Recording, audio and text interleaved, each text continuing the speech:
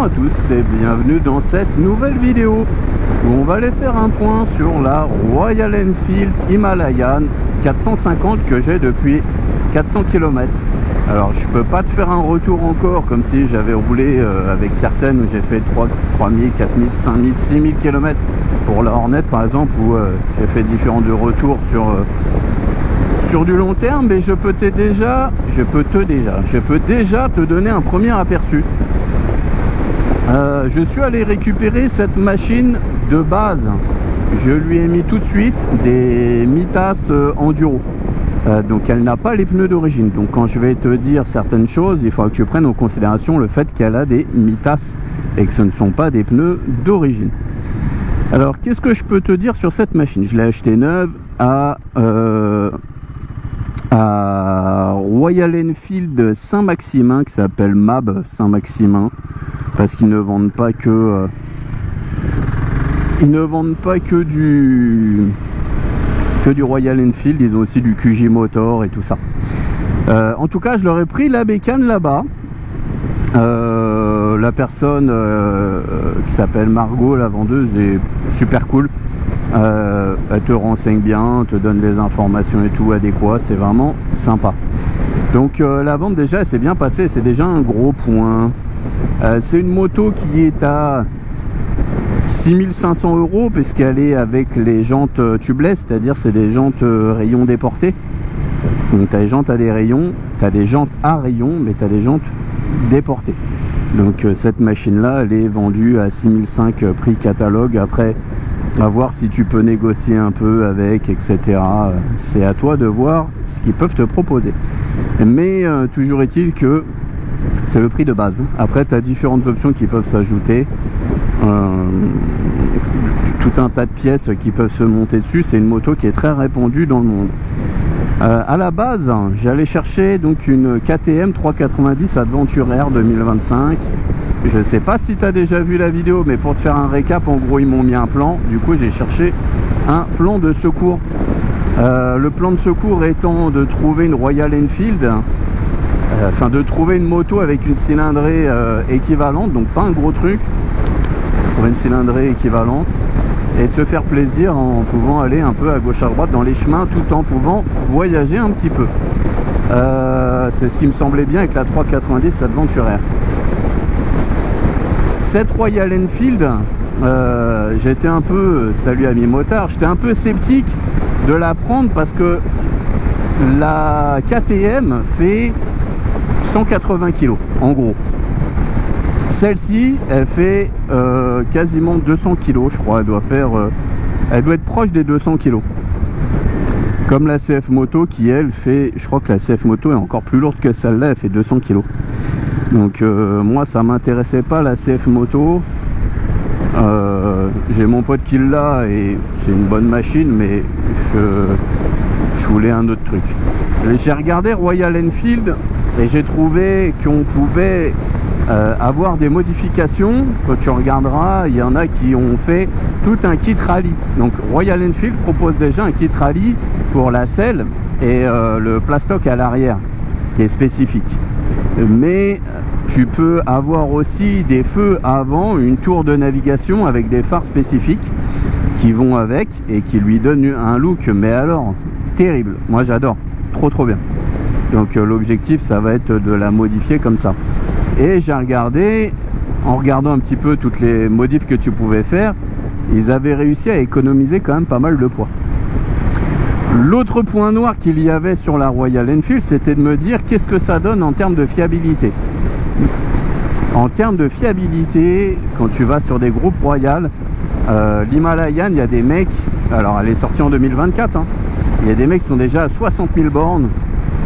Pas de problème, la moto les emmène à l'autre bout du monde, il n'y a pas de souci. Mais littéralement, hein, il y en a qui vont vraiment à l'autre bout du monde avec. C'est assez hallucinant quoi, de se dire ça. Donc plutôt positif déjà, je partais un peu sur ça en me disant bon bah tu sais quoi, on va essayer. Et je me suis dit on fera des vidéos pour expliquer un peu mon ressenti, si éventuellement j'ai des soucis avec, si j'ai pas de soucis, etc. Donc on va essayer de faire un point vraiment complet là, déjà, de mon ressenti, de ce que j'ai pu avoir et tout ça. Premier truc, Quand tu te mets sur la moto est haute, mais vraiment haute. Elle est vraiment très haute, je trouve. Donc pour moi, elle peut pas être pour tout le monde. Encore moins avec la selle rallye, parce que la selle rallye va me monter la moto encore quelques centimètres encore plus haut. Donc ça va être encore plus spécifique. Donc tu as ça. D'origine, dessus, tu as des freins By-Bray. Là, on parle pas des Jijuan où c'est une filiale de la filiale de la filiale de la sous-marque de Brembo. Là, les By-Bray, c'est vraiment des... Tu vois, elle reprend en troisième tranquille. By-Bray, c'est vraiment la version entrée de gamme de leur système de freinage Brembo, quoi. C'est vraiment du Brembo mais entrée de gamme, By-Bray. Donc ils sont équipés avec ça. La moto, pour moi, hein, à mon goût, elle freine très très bien. Donc je trouve ça plutôt positif. En comportement routier, je la trouve assez raide. D'ailleurs, j'ai trouvé ça plutôt étonnant pour une moto qui soit prévue pour, dans l'absolu, aller se balader vraiment partout. Ils la vendent comme une Sherpa, c'est-à-dire le Sherpa, c'est ce qui va jusqu'en haut de l'Himalaya. Donc un truc vraiment off-road, quoi. Donc je me suis dit, ok, on va voir ça. Ça doit être relativement mou. Au pire, je mettrai un amortisseur EMC comme j'avais mis sur la CRF, mais rien du tout. Quand je me suis assis dessus la première fois, je ne l'avais pas encore acheté. Waouh, la moto, en fait, elle bouge pas trop. Elle s'enfonce que très très peu. Donc plutôt satisfaisant. Je trouvais ça plutôt cool. Le fait que ça soit comme ça. J'ai trouvé ça plutôt sympathique. Attends, laisse-moi juste le temps de vérifier qu'il n'y a personne. Et je reprends mon blablatage. Voiture, pas voiture. Donc ouais, je m'attendais vraiment à ce que ça soit mou et c'est vraiment pas mou du tout. Sur route, c'est agréable, ça tient le cap. Est-ce que ça vaut la Hornet 1000? Bien sûr que non, ne me fais pas dire ce que j'ai pas dit. Ça serait complètement ridicule. Maintenant, je pense que tu as quand même une machine qui est vraiment cool sur route, qui est vraiment agréable. C'est-à-dire là, avec la CRF, pour la prendre et l'utiliser, tu l'achètes déjà à 6 000 €, la CRF. Je vais comparer avec la CRF. Alors, elle fait que 150 kg, hein, bien sûr, donc forcément, off-road, c'est pas du tout la même chose.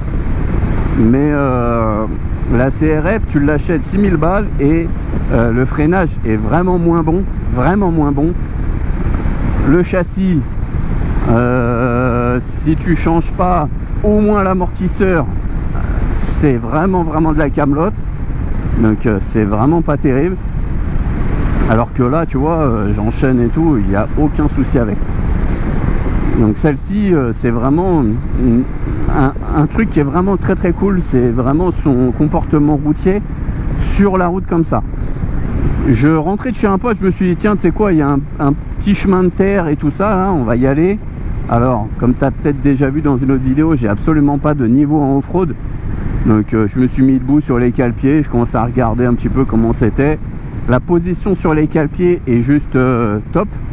Le guidon, je le trouve un petit peu bas pour moi, mais tu sers vraiment bien la moto, c'est vraiment super cool. Donc j'ai trouvé ça vraiment très cool. Qu'est-ce qu'il y a d'autre encore derrière? J'ai commencé à prendre des petits creux, des petits trous, des caillasses et tout ça. Et là, malgré qu'elle soit rigide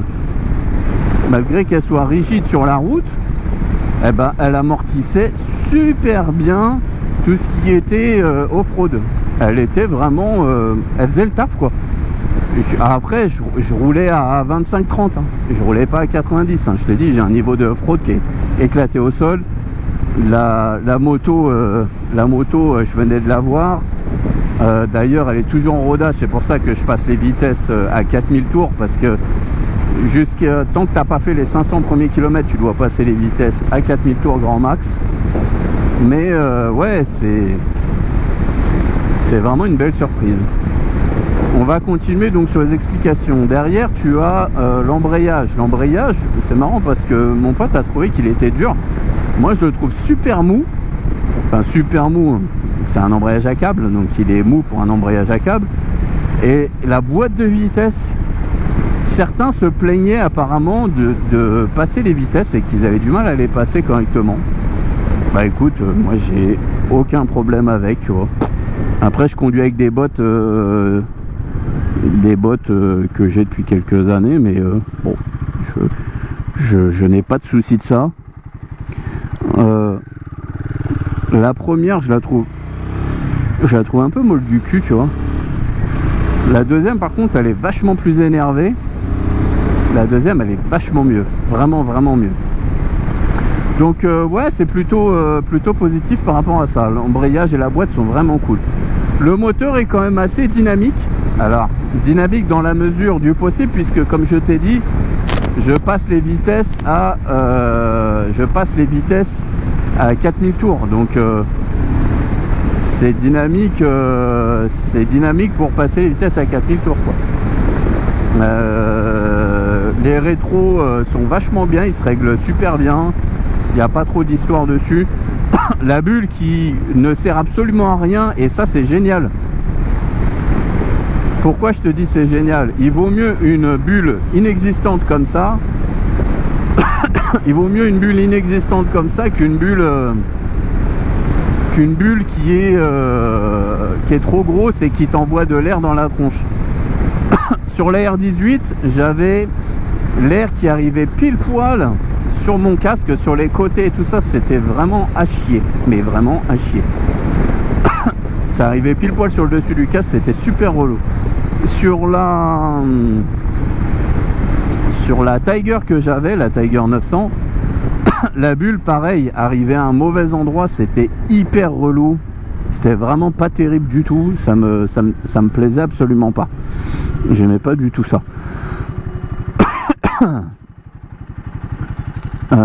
Tac, on va clignoter. Je suis en train de tousser un peu, la mormeillette.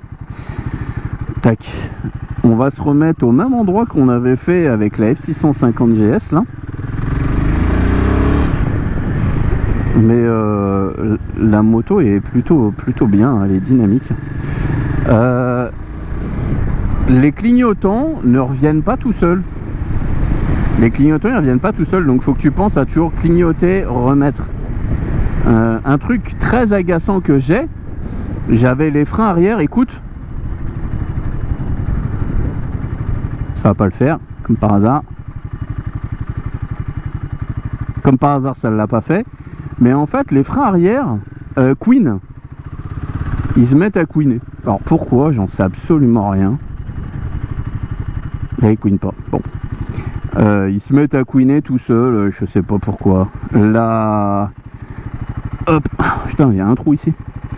Le frein avant s'est mis à couiner aussi dernièrement. Je n'ai pas trop compris. Pourquoi. Mais ouais, super petite machine et tout. Je la trouve vraiment cool. Elle présente bien. Elle a des protections qui sont d'origine pour protéger le réservoir. T'as un petit porte-bagages à l'arrière et tout. Franchement, super bonne machine. Protection de fourche. Marqué Himalayan et tout. La moto est super bien finie et tout. Moi, j'aime vraiment beaucoup. Je la trouve super sympa. Ce qui m'a saoulé, c'est le compteur. Tiens, je te le mets comme ça. Le compteur, alors déjà la moto elle est connectée. Tu peux avoir Google Maps qui se met là. Je vais pas te le montrer parce que j'ai pas envie. Et tiens, je vais me remettre dessus. Les gens trouvent que la béquille est trop basse et qu'elle penche trop la moto. Je vois pas trop en quoi. Bref, là tu as ce bouton là qui te permet de varier. Donc normalement là tu as la carte qui apparaît. Si tu appuies longtemps ici, ça va te changer l'affichage. Tu vois, ça te le met comme ça. C'est pas mal aussi comme ça. C'est pas mal. Bon, moi je le laisse dans l'autre sens. J'ai mis en fond noir. Inconvénient, je sais pas pourquoi, ce truc est très agaçant. Dès que tu vas passer où il y a un nuage, bim, ça va te mettre en blanc. après noir, ça va être en blanc, après bim ça va passer en noir, noir, blanc, noir, blanc, noir, blanc. Ça m'a gavé, j'ai fait vas-y reste tout le temps en noir. Mais le problème c'est que les clignots, tu vois, ils clignotent là et là. Et du coup, tu le vois mal, parfois, tu oublies qu'ils sont allumés. C'est pas très très lisible sur ça. Ça, c'est un peu relou. La moto ne consomme pas. Elle a 203 km, il me reste encore les 3/4 du plein. Alors, c'est descendu un peu plus vite. Là, j'ai perdu une barre en pas beaucoup. En 80 km, j'ai perdu toute une barre, elle bougeait pas, puis d'un coup, boum, ça a descendu. Et là, lui, il m'annonce, tu vois, 283 km encore. Donc, comme si la moto pouvait faire 480 km avec le plein. Ça me paraît vraiment, vraiment énorme. Ma foi, s'il veut. On a tout un tas de trucs qui sont pas mal.